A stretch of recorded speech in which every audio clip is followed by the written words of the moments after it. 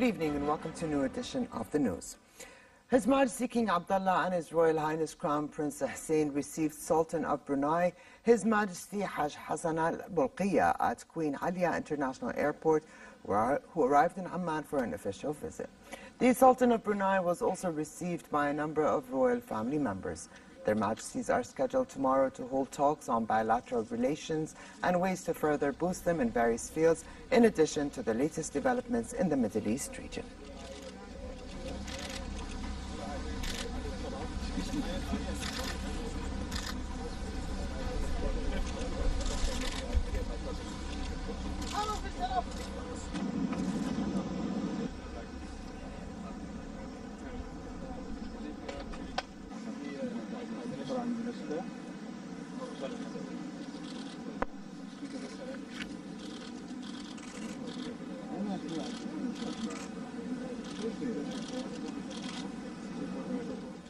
His Majesty the King sent a cable to Iraq's newly elected President Barham Saleh, congratulating him on winning the presidential race.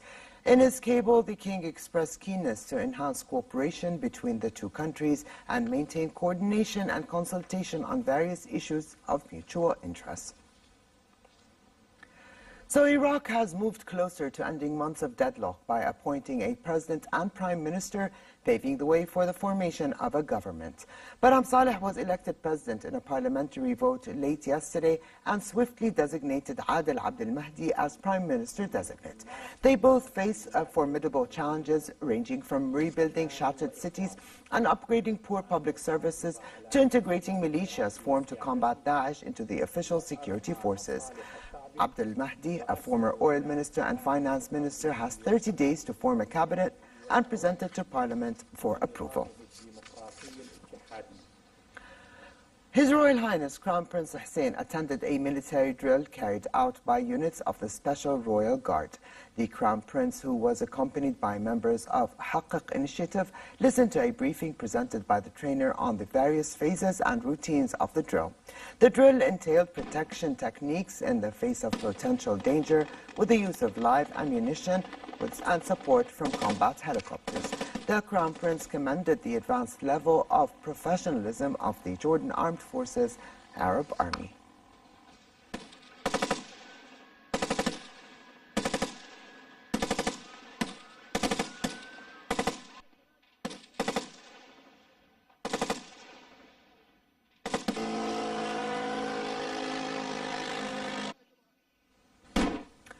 The Cabinet, in its weekly session chaired by Prime Minister Omar Razaz, decided to form a technical committee to study the general pardon issue in order to come up with specific recommendations in this regard. The committee was formed as a result of technical difficulties and an increase in the number of pending executive and criminal cases. In light of the financial impact, the committee will identify the economic, political and social implications of this decision. The committee is headed by the Secretary General of the Justice Ministry and representatives of a number of concerned authorities.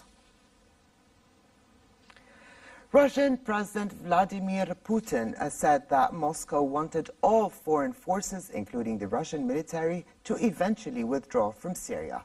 Putin said that the presence of U.S. forces in Syria violated the UN Charter. His remarks come a day after Russia delivered an S-300 surface-to-air missile system to Syria. Russia decided to supply the system to Syria despite Israeli objections after Moscow accused Israel of indirectly causing the downing of a Russian military jet in Syria in September. U.S. scientists Francis Arnold and George Smith and British researcher Gregory Winter won the 2018 Nobel Chemistry Prize for applying the principles of evolution to develop enzymes used to make everything from biofuels to medicine. Arnold, just the fifth woman to clinch chemistry's most prestigious honor, won one half of the $1 million award, while Smith and Winter shared the other half. The trio used the same principles of evolution, genetic change and selection to develop proteins used in a range of fields. Chemistry is a third of this year's Nobels and comes after the prizes for medicine and physics were awarded earlier this week. For car lovers, the newest Bugatti has mind-boggling stats and just might be the coolest car the company has made to date. This particular sports car is special not because it's the fastest or most powerful. What makes it noteworthy is that it is made entirely of Lego bricks. It took more than 1 million Lego Technic pieces to build this life-size Bugatti Chiron model. This $3 million vehicle comes featuring all the main elements of a traditional car: functioning lights, a steering wheel, a rear view mirror, comfortable seats, and a heavy-duty engine, all using Lego elements. The Lego Chiron does run and can fit 2 adult humans inside.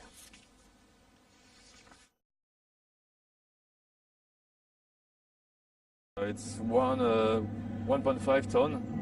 So 1,500 kilograms of Lego plastic put together, assembled the same way as we will do a Lego model, a traditional Lego model. So without glue, it's completely made by hand and without any glue. So. To sports and tennis and the China Open, Grigor Dimitrov lost to unseeded Dusan Lajovic in 2 sets. Lajovic took advantage of Dimitrov's inconsistent serving to knock the world number 8 out of the tournament in 1 hour and 50 minutes. With a 6-4, 2-6, 6-4 victory, the Serbian next meets 5th seed Kyle Edmund.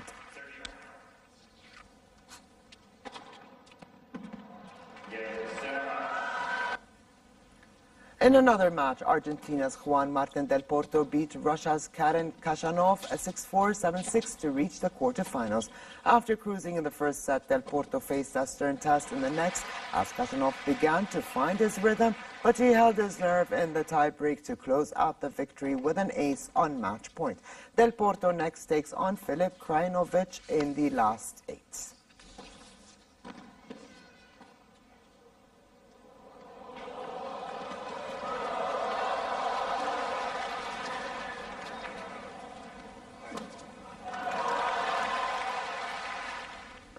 And finally, for a quick look at the weather, a slight drop in temperature is expected tomorrow, though it remains relatively hot across the kingdom, while winds will be northwesterly moderate. Amman can expect a high of 30 degrees Celsius and a low of 17.